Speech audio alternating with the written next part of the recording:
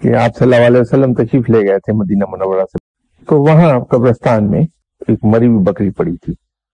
آپ صلی اللہ علیہ وسلم اس بکری کے قریب کھڑے ہو کے آپ نے صحابہ کرام سے فرمایا کہ تم میں سے کون اس بکری کو خریدے گا؟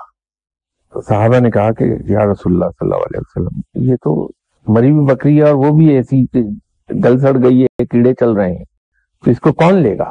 تو فرمایا کہ پھر یہ سمجھ لو کہ اللہ کے نزدیک دنیا کی حیثیت وہی ہے جو تمہارے نزدیک اس گلی سڑی بکری کے کسی ایک بال کی.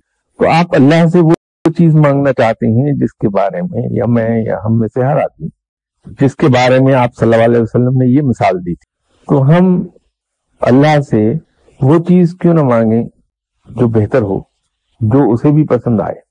اسے ضرور مانگیے، اس سے اس کا رحم مانگا جا سکتا ہے، اس سے اس کی رحمتیں مانگی جا سکتی ہیں، اس سے اس کا فضل مانگا جا سکتا ہے، اس سے بخشش مانگی جا سکتی، اس سے اس کا کرم مانگا جا سکتا ہے، اس سے اس کی دوستی مانگی جا سکتی. اور پھر اگر اس سے بھی دو ہاتھ آگے جانا چاہیں تو اس سے اس کے شایان شان کچھ مانگیے. تو اس کے شایان شان تو صرف ایک ہی چیز ہے، وہ خود اس کی اپنی ذات ہے.